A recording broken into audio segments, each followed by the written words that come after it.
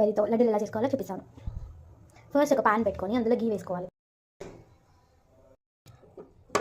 First గీ వేసుకోవాలన్నమాట. నేనైతే complete గీతో చేస్తున్నా. నాకు ఆయిల్ దొరికింది అనమాట. ఇది మొత్తం కరిగిపోయి నార్మల్ అయిపోయిన తర్వాత మనం డ్రై ఫ్రూట్స్ ఇందులో ఫ్రై చేసుకుందాం. ఇలా డ్రై ఫ్రూట్స్ అన్నీ వేయించుకోవాలి. యాక్చువల్లీ నా దగ్గర బాదం లేకుండే, సో అన్నీ జీడిపప్పు వరకే వేసాను. ఇలా జీడిపప్పులన్నీ ఫ్రై చేసుకోవాలి. జీడిపప్పులన్నీ మంచిగా ఫ్రై అయ్యాక తీసి పక్కన పెట్టుకోవాలి.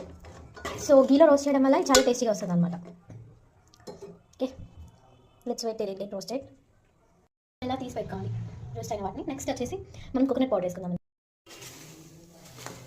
సో ఇలా కోకోనట్ పౌడర్ అంతా వేసుకొని ఇలా రోస్ట్ చేసుకోండి నెయ్యిలో. కంప్లీట్గా ఫ్రై అయ్యి బ్రౌనిష్ కలర్లోకి వచ్చేవాళ్ళు అంతవరకు దీన్ని మనం రోస్ట్ చేసుకుందాం. ఇది మంచిగా రోస్ట్ అయిపోయింది. నెక్స్ట్ మనం ఇందులోకి బెల్లం యాడ్ చేసుకుందాం. బెల్లం సరిపడా తీసుకోండి. సో నేనైతే బెల్లం పౌడర్ని యాడ్ చేస్తున్నా.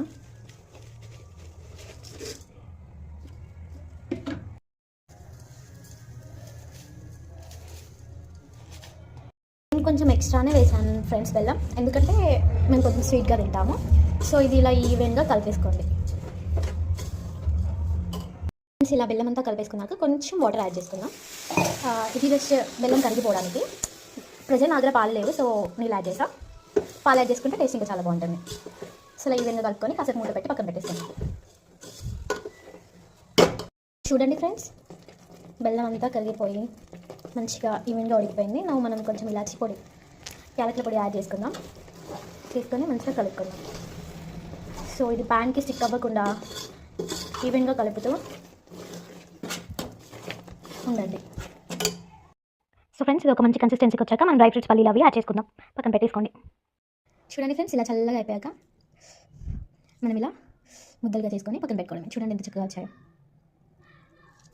కొంచెం కాలుతుంది ఫ్రెండ్స్. మీరు కావాలంటే ఒక కాటన్ క్లాత్ కానీ ఒక కవర్ కానీ యూజ్ చేసుకొని దాని ద్వారా ఇలా ముద్దలుగా చేసుకోండి. నేను నెయ్యి బాగా వేసాను కాబట్టి నాకు ఎక్స్ట్రా గీ అవసరం లేదు. మీకు ఒకవేళ ఇది డ్రైగా అయిపోతే మీరు కొంచెం చేతికి నెయ్యి అద్దుకుంటూ ఇలా రౌండ్గా ఇలా బాల్స్లా చేసుకుంటూ పక్కన పెట్టేసుకోండి.